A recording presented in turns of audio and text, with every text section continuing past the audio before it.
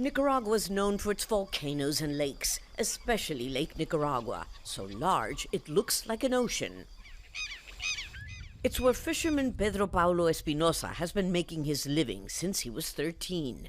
And like thousands of others who've been told they must leave, he's not willing. If I have to take up arms to defend our territory, then I will. I will do whatever it takes to stay here. At issue, a contract awarded to a Chinese consortium to build a 278-kilometer-long interoceanic canal through Nicaragua. It would displace nearly 500,000 people, fishermen, farmers, and indigenous communities, violating, its critics say, not just the environment, but human rights. All of Central America would be impacted by the violation of a basic right to water. The canal would practically destroy this lake, which is the main reservoir of fresh water, not just for Nicaragua, but all of Central America.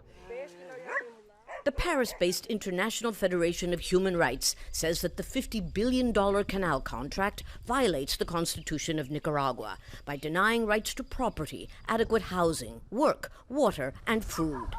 The government argues the canal will bring progress and that displacing some communities is necessary for the greater national good.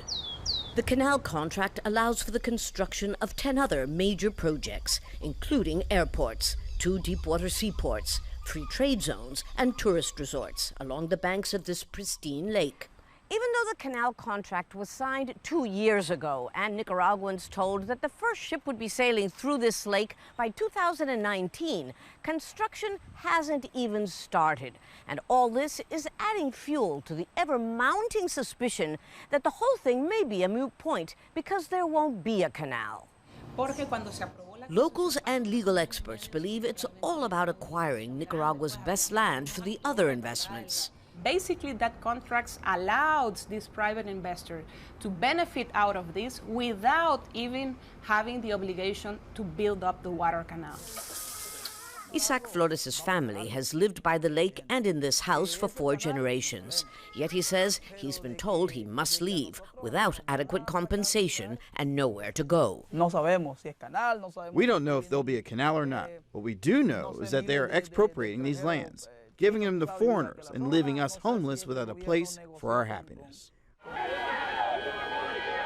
A drama that could turn into a full-blown social conflict as tens of thousands of Nicaraguans from the Pacific to the Atlantic Oceans begin organizing in earnest to resist a canal project that is dividing rather than connecting the second poorest country in Latin America.